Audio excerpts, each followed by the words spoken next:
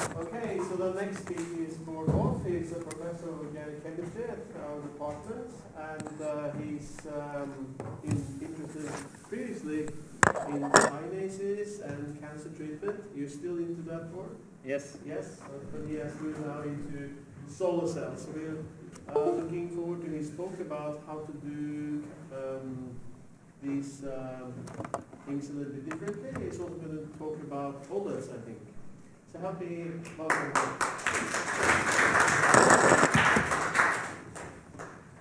Thanks.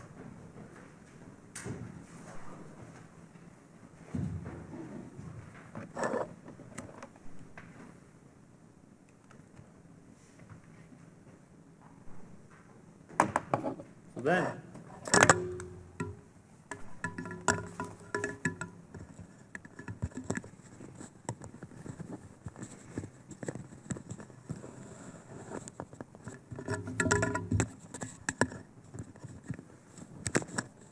like this. Thanks. I will not go into devices at all. I will focus my talk on chemistry really. So this will be a topic of importance also to those not working in solar cells. So I've termed the lecture Chemical Stability of Organic Molecules and Polymers Used for Light Harvest.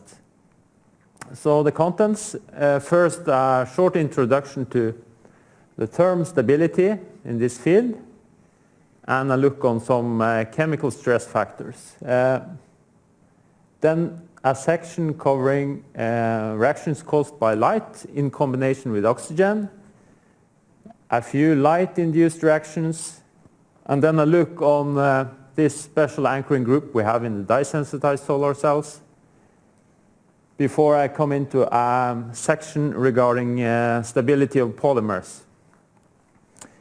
And at the end, I will give some conclusion, maybe recommendations for design of more stable structures. So, talking about stability in this field could be a lot. So I'm going to talk about chemical stability, then I'm talking about the active molecule, a kind of reaction happening to this molecule. We could also talk about anchoring stability in dye-sensitized solar cells, morphological stability in, for instance, in bulk heterojunction, how are these layers distributed over time, and mechanical stability. If you have a flexible solar cells, will you form cracks? Will it be hard as a function of use? As a chemist, this is most easy for me, but also the chemical stability will affect these other properties and directly the performance of the device. So I've collected literature from different kind of fields, dye-sensitized, bulk heterojunction, and also OLEDs. So what is important in different devices, of course, depend on the device. So maybe in some kind of cells, the proposed reactions would never happen. In other ones, it could be quite serious. So, what are the major stress factors? It's oxygen, it's light, and often these two in combination. Also, in a solar cell you could reach easily 80 degrees in full sunlight, so you get a high temperature, and water is also critical. So why should we bother about this? Well, we should bother about this when we design our material, during synthesis, purification, storage, and of course when we are making our research cells. And of course these things should be stable for many, many years.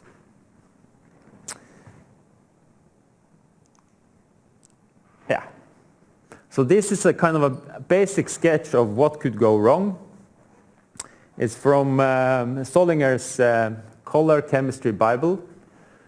In the center here you have a sensitized molecule in its triplet state. Depending on what it meets, it can be reduced, it can be oxidized, and this is in an oxygen-free environment. So, of course, a radical cation or anion, they are very reactive. Reactions goes on from here. In the presence of oxygen, you could form superoxide, and of course, these two are really reactive. You could form singlet oxygen, starting to oxidize your active material. So I will go through a few of these reactions in more structurally described way. So first, a focus on oxygen and light. Some notes on triplet oxygen, a lot on singlet oxygen reaction, and some on ozone. So triplet oxygen is the ground state, so it's not very reactive. But if it reacts, it's by radical type mechanism. For instance, picking an allylic or benzylic proton, forming a radical which can undergo a different kind of reactions. Typically you have oxidation forming these kind of structures.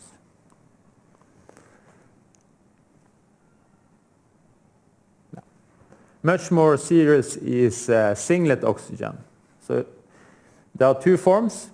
You see here the electrons are paired. This one is the most important as it has at least some stability. So in solvent, you can see the half-life of this is like just milliseconds, but it's much more reactive than triplet oxygen. So how do you get this singlet oxygen? If you have peroxides or some other chemicals, you could get it. And also by energy transfer is typically the way you get it in solar cells.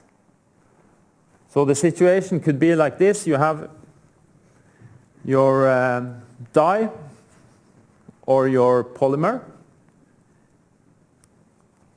You excite it. And if the triplet state of your dye is higher than the energy level of the singlet state, you transfer energy, converting triplet oxygen to singlet oxygen. In fact, phenothiazines are one of the classes used to generate singlet oxygen. Okay, so what kind of reactions do we see? Singlet oxygen is a really good dienophile for Diels-Alder-like reactions. So first you form these endo peroxides. Depending on the conditions, you could have them reduced to the diol, or they could you could pick up a proton here, generating these kind of hydroxyketones. Of course, if this is your active material, you break the conjugation and loss of performance.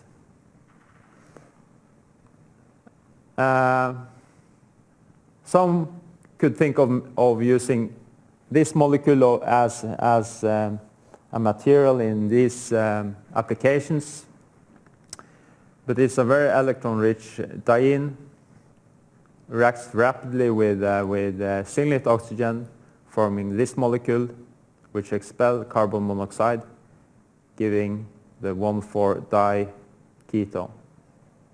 So in fact, this molecule here is a diagnostic agent for singlet oxygen. Thiophene and furanes are popular in this field. They undergo the same kind of reactions. In fact, there is a really rich chemistry described in a recent review where you can use this principle in total synthesis. So that's something for Gautun. Thiophene, you have the same reaction, forming these endo-epoxides, opening of these unstable structures, forming these ones.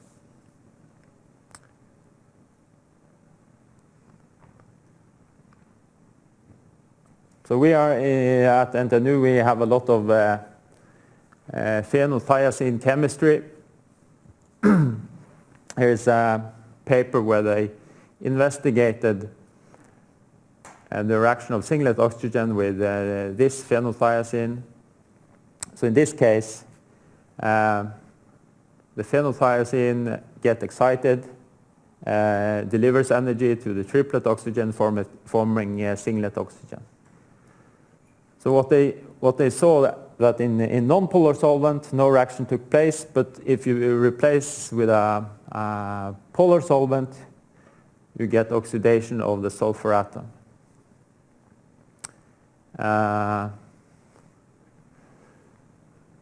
If you add acid, instead of oxidation here, you get the radical cation. And this is also kind of destructive. Okay. Singlet oxygen also adds to alkenes. This could be a polymer for light harvest. You get these 4-membered rings. Different kind of mechanism is proposed, but these structures are very unstable.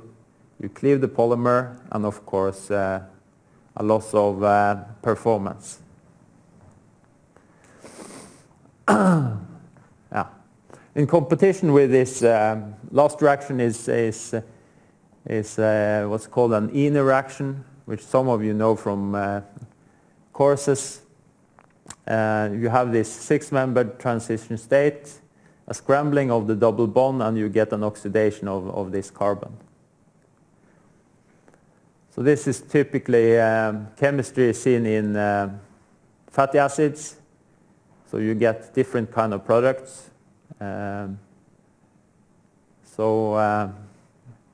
part of the reason why it's not very useful to have this long chain in the light harvesting unit.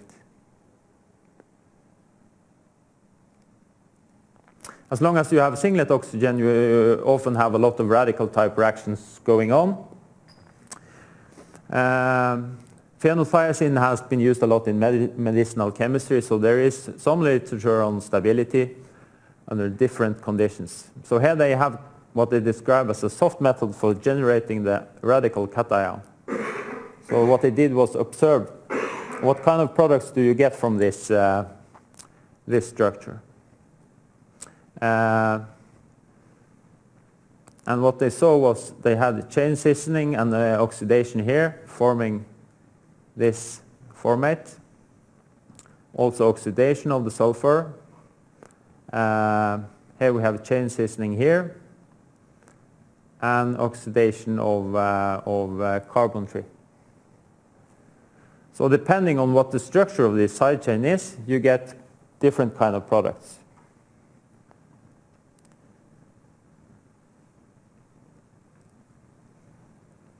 Okay. Ozone. You get ozone if you hit oxygen with a really high intensity light. So this is a strong oxidizing agent, reacts with alkenes and alkenes. Of course, if you mount a UV filter on your solar cells, you will take away this possibility. Typically, a reaction seen is you form this 5-membered ring. They are quite unstable and open up to a carbonyl compound and a carbonyl oxide. So what happens to these two depends on what kind of medium you are in. If you are in a non-polar medium, these two undergoes a new 1,3 dipolar addition, forming the ozonide. This can undergo reduction to the alcohols and oxidation to carboxylic acids. Of course, if this is an R group, these two would be ketones. In alcoholic or water solvent, you will get acetal type structures. And there is also the risk that two of these combines to tetroxanes, which are explosives. So that's possibly not a problem in solar cells. Okay. So thiophene are maybe the most used substructures in this kind of applications. So their chemistry with ozone has been a lot investigated.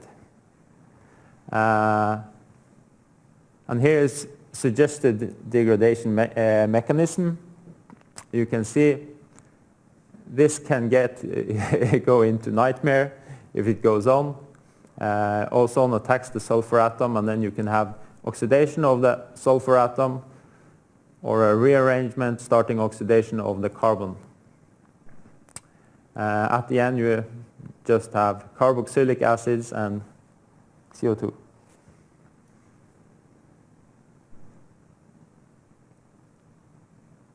So, okay, enough about oxygen, it's bad. So possibly we should work all the time in Glowbox, but then on to some more light-induced processes, which are unfortunate, we could say. If you have your trans isomer and excited, you get up here. But what could happen is that, the molecule relaxes before it delivers its electrons.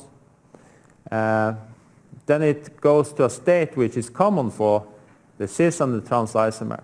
And from here, it can, by internal conversion, come to this state, which leads to a 50-50 mixture of the cis and trans isomer. Of course, this is unfortunate because the light you put in cannot be harvested. And also, if you get the cis isomer, it's quite likely that it's a less good absorber of light than the trans isomer. So this we want to avoid.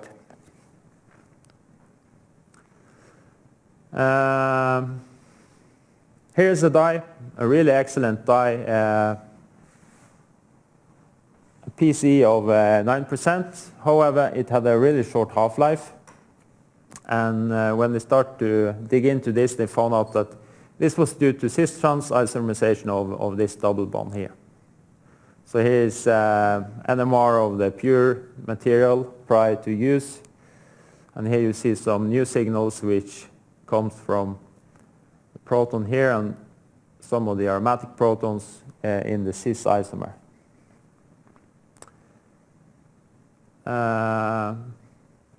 One design concept which you could use is to block isomerization by incorporate this double bond in a ring structure. So then in this case the efficiency went from 4.5 to above 5%.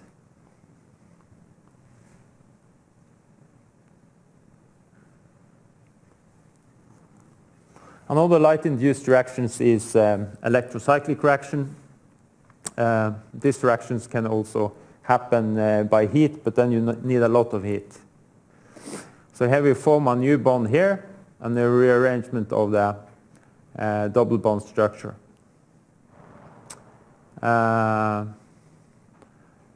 So when you have this 1A, it's yellow. When you hit it with the right wavelength, it converts to this one. So a bit interesting. This, it gets red, of course, but it's stable for 3 weeks at 80 degrees. This kind of behavior is very unfortunate in solar cells, but very useful if you are going to use the molecule as a switch.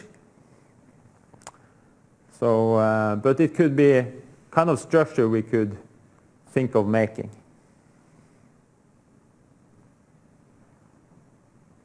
Okay. Chen, I think it was first author, he investigated the stability of this cyanoacrylate group in dye-sensitized solar cells. So they operated these cells for 300 hours without water present at all. These structures were stable. However, in the presence of water and UV light, they isolated this molecule, which is in fact the starting material for making this one by a Knovenagel reaction. So water is not good for dye-sensitized solar cells.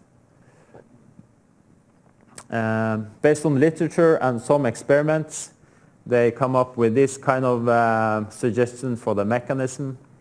In their experiments, they used labeled water to find out where the oxygen ended up. So they suggest that titania is, when titania is irradiated, you form a hole and an electron. Water combines with the hole, forming this radical cation. And this undergoes a radical type reaction with the double bond. This frees the aldehyde, which desorbs, and of course you lose your efficiency.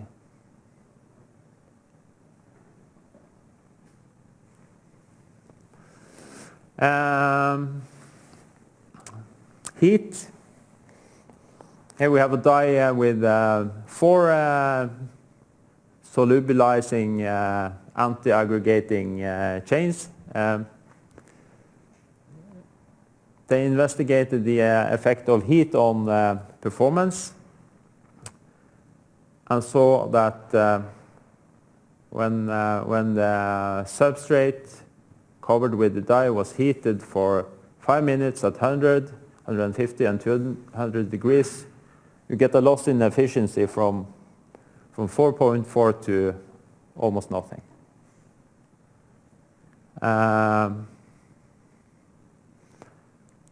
So here you can see the difference in the absorption. So if there were no change, this one should be flat. This is a large difference. Their conclusion was not the one I thought of.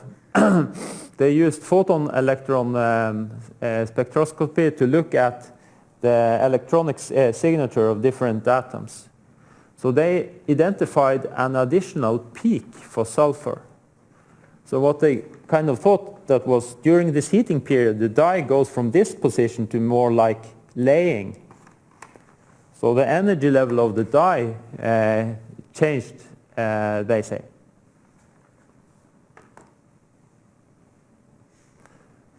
Okay. A last warning for those working in dyes. Titania is in fact a really good photocatalyst for degradation of dyes. So this is an example from several such studies where they investigate degradation of dyes for wastewater treatment. Here you see the measurement of total organic content as a function of time. Methylene blue is one of these dyes. So in 6 hours, in water, in the presence of air and UV light, all these dyes degrade to just inorganic stuff. Of course, we don't have these conditions in our solar cells. Quite extreme. Okay, then on to polymers. A look on different kind of polymers. Krebs in Denmark has 2 reviews on this topic, covering chemical stability, morphological stability, and mechanical stability. So some of these examples are picked from those papers and digging from there. So we will have a look on some substructures in these polymers and how they affect stability. So poly-3-hexyl-thiophene is maybe the most used structure in polymers. The main degradation pathway is by oxidation of this side chain, and then chain cissening here to give this carboxylic acid.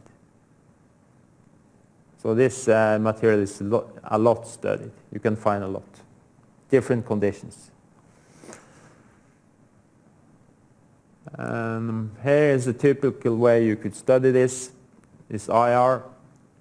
And this polymer here having two alkoxy chains and alkene. So we start at the bottom, the fresh material moving to 9 hours. So what you see is a rise in hydroxyls, which are not present here. You see a rise in a carbonyl, some change in the phenyl. The ether part is modified, and the alkene is almost gone away.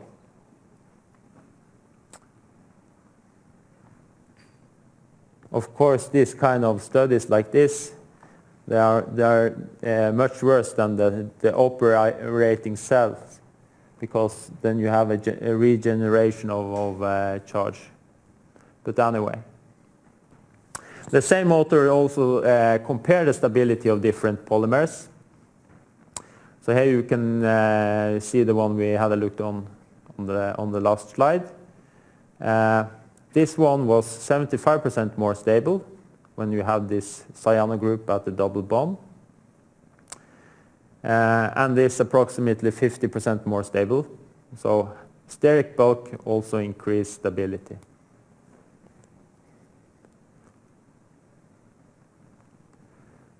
Dam in '99 came to some of the same conclusions.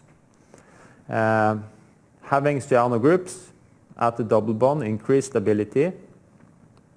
This is also the case when the cyano group is at the aromatic ring, much more stable than more electron donating groups.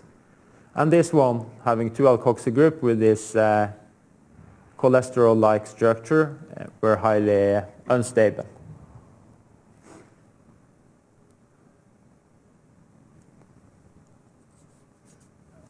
So, a way to go to increase stability seemed to be to get rid of these exocyclic double bonds. So here they compare the stability of this structure where the exocyclic double bond is replaced with a thiophene. So they are comparing this one with this one, and P3HT is kind of a standard.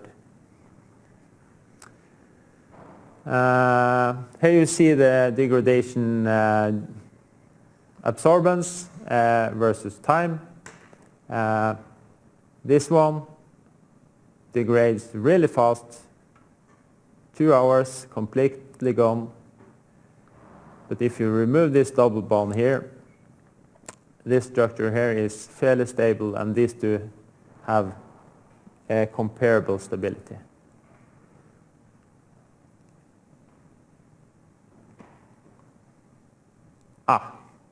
This is heavy stuff.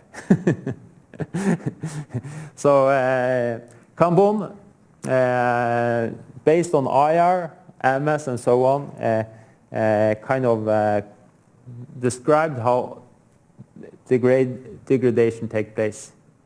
I'm not sure I'm going to go through it all. How much time do I have?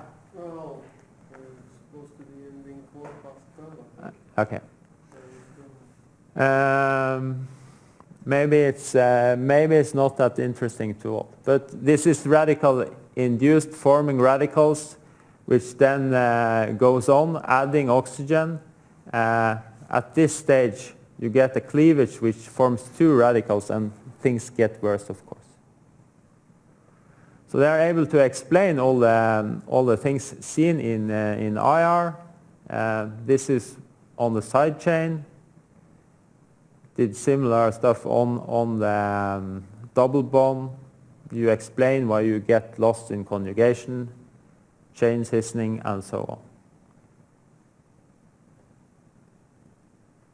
Yeah, enough.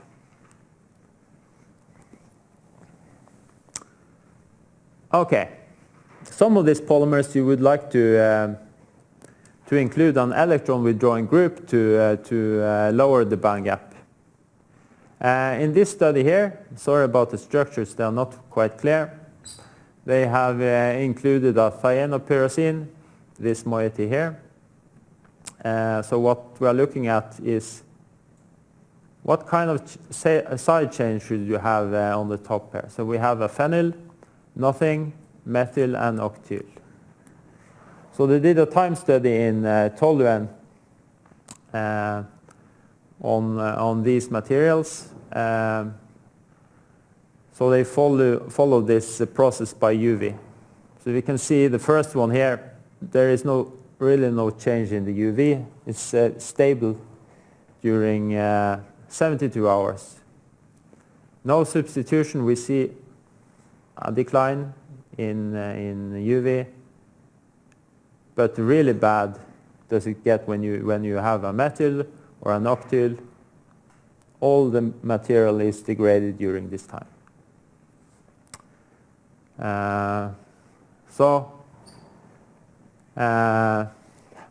In terms of stability, at least, having aromatic units in the side chain is increased stability a lot. Of course, you have the problem with the solubility of some of these structures. Yeah. Another major problem in at least in polymers is quaternary carbons like this one. They are highly unstable because there is a drive to form this kind of ketones. So in one of these papers they said whatever you put on such structures, the main degradation pathways would be to these. So this should really be avoided.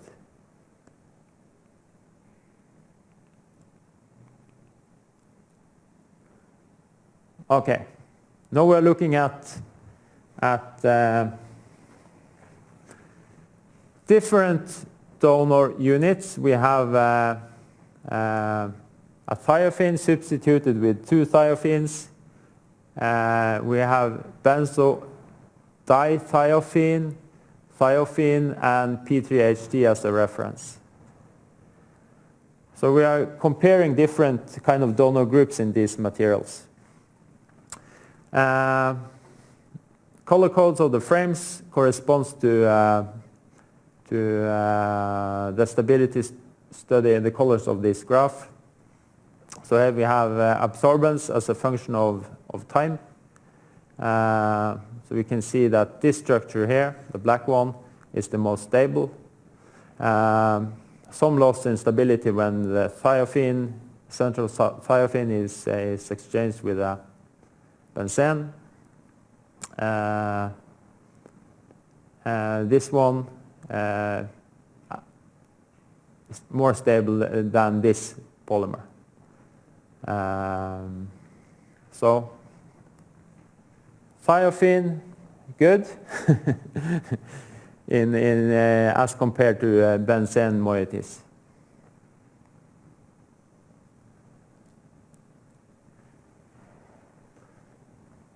At the end already, that's maybe good. So, to summarize some of this, oxygen and light degrade most organic materials by different mechanism.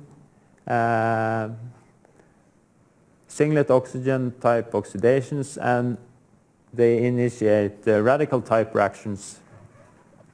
So excluding oxygen could be really wise in all these matters.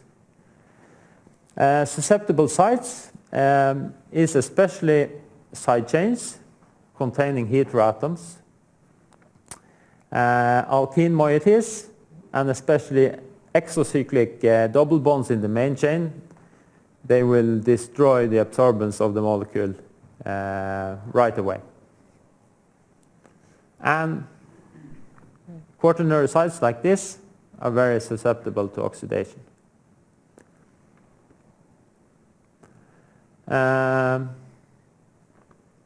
Polyaromatic structures are generally good, stable.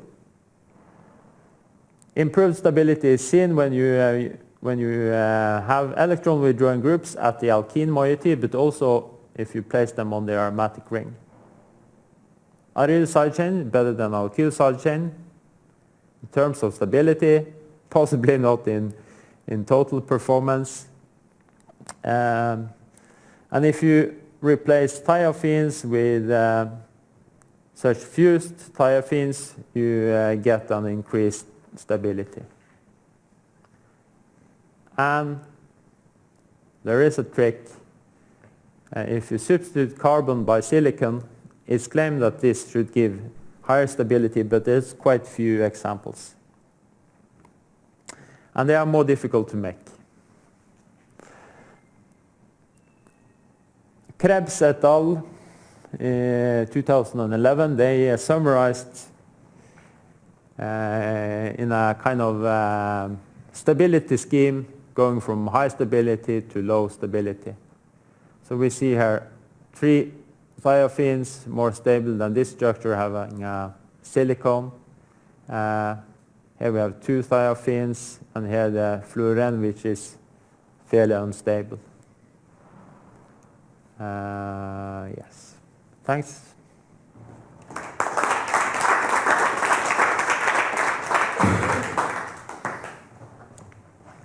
Questions for speaking? Interesting stuff. Very nice. So, I think we talked about this before.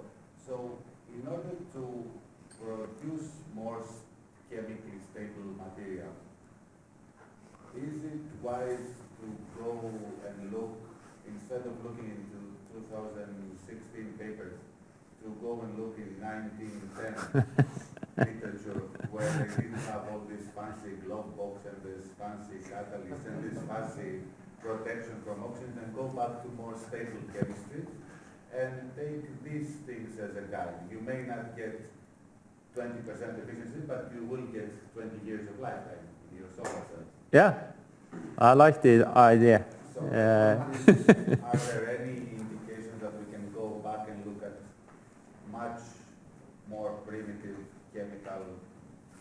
Why not? It could be that some of the problem with the old materials were that they were not purified enough. Maybe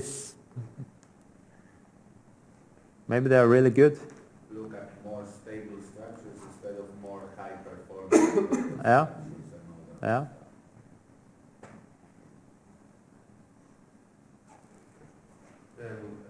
What are the estimated lifetimes for the field of diacetyls? Have you seen? The dyes? I guess there are no dyes which are tested for long life. I can't remember for phenothiazines. What about N719? Has that been tested? Probably that. Yeah. I don't know. But you don't plan to do anything about this? It's quite a big thing investigating stability. It's not as easy as you would imagine. I had a look at the facility at EPFL where they actually do this, because it's a big thing in the perovskite solar cells, because they're notoriously unstable. And they had a massive setup with, because you have to radiate them and heat them